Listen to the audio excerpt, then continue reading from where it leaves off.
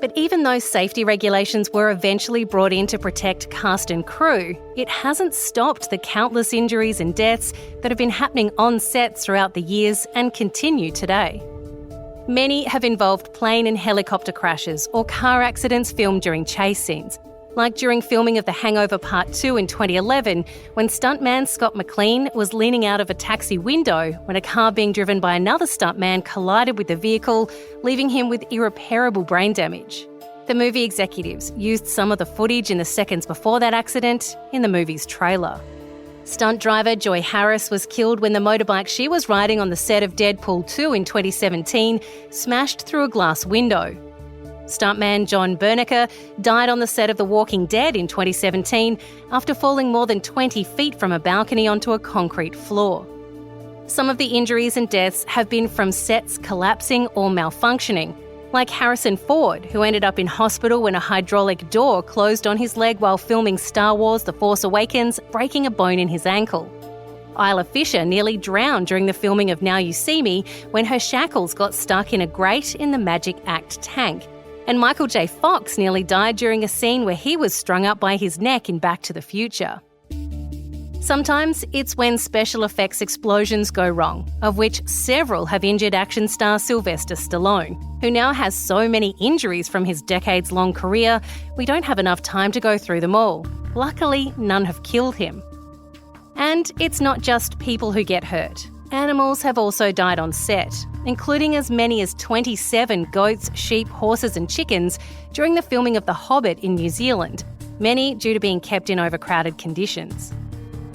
Some of these accidents could have been avoided had the cast and crew not been expected to work incredibly long days.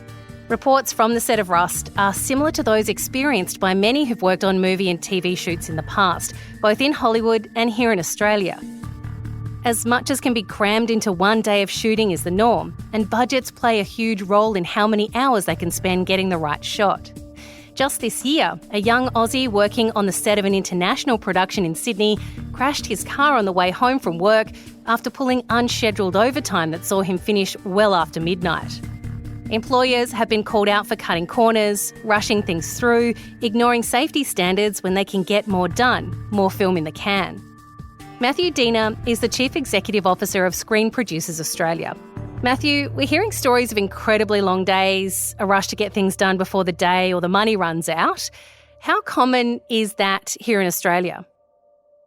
I would say it's not very common at all. Australian conditions are different from those in the US and indeed the UK, and the conditions for crew are significantly better as an overall statement. And then within the industry, I represent Screen Producers Australia members who are the best and most established production businesses. So those businesses know that there are a lot of set of rules around this in terms of how you run a set, the type of pay you give people, the type of breaks they have, and that kind of manages, I think, a lot of practice on set and ensures that our crew are safe day in, day out. And it's really important that people recognise that the people that are working in a professional sense using the Australian system that we've established over many years are very knowledgeable and very experienced. And it is a challenge when you have sometimes new entrants or people that kind of inexperienced arriving in the set or working on projects themselves, because I think that there's been a thought that everyone can make a film, right? You've got an iPhone, it's got great technology, so let's get out there and make it. But we're talking about often very risky, dangerous endeavours in which a lot of people have to be looked after as part of the process of that. So, I would caution anyone that thinks this is a simple thing to do as a career. You need to have training. This is a well-established set of rules and regulations around this. And anyone that's looking to work in the industry, look for the people who are well established. We have a list of our members on our website. We're screenproducers.org.au. They're the people who have invested in guidelines, in safety processes, in rules and regulations with the union, and are the best and the brightest in the industry. So they're the people that will stand up and make sure that sets are safe. There are challenges with other rules that have been brought to bear on some of the big international shows, which have led to, I think, a greater fatigue for the crew because they have longer days on some of those sets. So that's something that we would like to see, I think, brought into line with the Australian system, because that would protect people better in the long run. Now, it's obvious where a big stunt is concerned that there is an element of danger, and I imagine there's some very big insurance policies that are also involved in these things.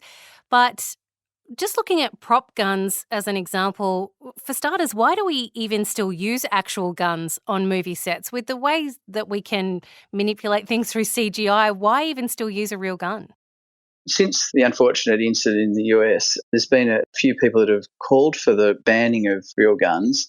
There's two reasons that we still have real guns on set. One of them is that it is quite expensive to do the post-production shots. Not always, but to get the exact moment set up in post-production so you get the exact feeling of what's happened with a gunshot can be much more expensive than having a fully qualified, trained armourer, which is what you need to do according to the Australian guidelines that we've established across the industry.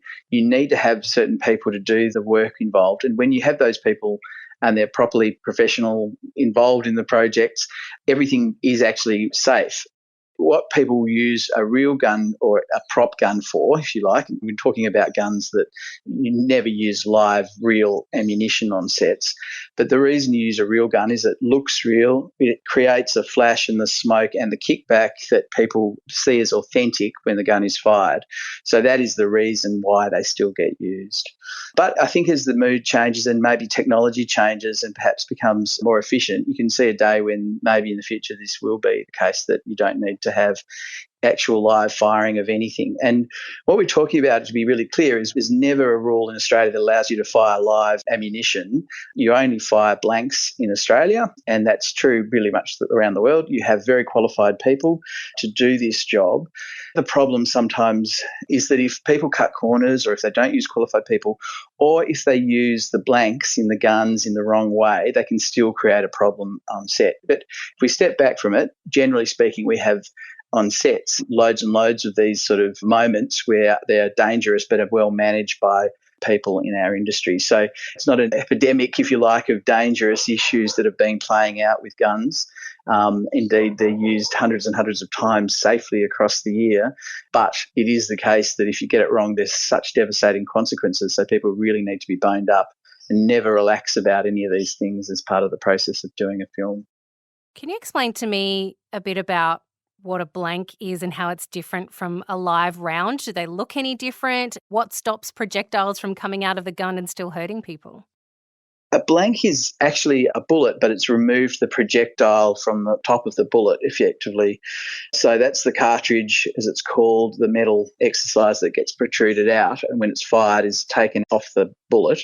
And what is left is, it's called a primer and a charge. So it creates the effect of the gun flash and the smoke, but in theory there shouldn't be any projectile coming out, which is the reason why one of the clear processes in our screen safety guidelines, they need to be tested just to be sure that the blank doesn't actually also have a bit of projectile in that gun that comes out, and it can be another part of the blank.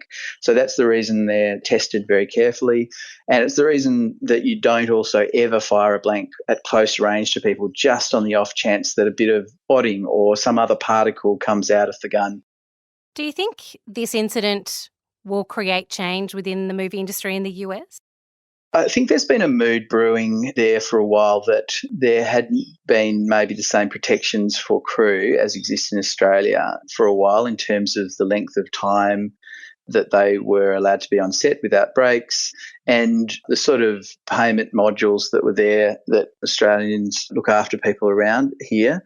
So I think that this is part of a challenge that the industry's had for a while, where maybe there's been, new entrants cutting corners, a lot of demand on people, and maybe not the right conditions for ensuring that there's a safe sort of sector as much as we have here. So if things like that go wrong, it's often because there aren't the qualified people on set that know what they're doing, and there aren't the checks and balances of roles that are there to do a certain function to double check what someone else has done. So, human beings are fallible. There's no doubt about it. People make mistakes. So part of what happens in Australia is that you have an armourer, you have a safety supervisor. That armourer is licensed and needs to be on set at all times with the guns. They take responsibility for everything. The stunt coordinator is a separate role that then oversees what is happening with the key creatives to make sure that nothing goes wrong there. Then you have the safety supervisor and the creative team that are all separate people that are kind of got each other's backs. So they are doing the double checks, are making sure that there's the right calls, are making sure that there's test fires going on, and ensuring that there's not a risk that's being unfairly put into the system because someone is not doing their job. So, you'd have to look at that and think, gosh, the only way I can interpret that is that there's been some breakdown of significant procedure or that the people are significantly inexperienced. And that then comes down to a great tragedy that's happened. And guns are just one part of often can be a very risky enterprise. We're talking about car chases, we're talking about people jumping and falling and leaping and fighting and all of those things that we all love to watch on television and the movie screens, but they come with significant risk. So you absolutely need the right people around all of the production at all times in order to avoid things. And so you create processes and steps and you have plans and you need to make sure that they're all signed off. Talking about making changes to the way a movie set is run now is cold comfort for those who've lost loved ones to these industry issues. But it may help protect those in the future from finding themselves at the wrong end of a malfunctioning prop gun. Meanwhile, a cast and crew mourn the loss of their friend. A family will have to move on without their partner, mother and daughter. And an actor will forever hold the guilt of being the one who shot and killed his colleague.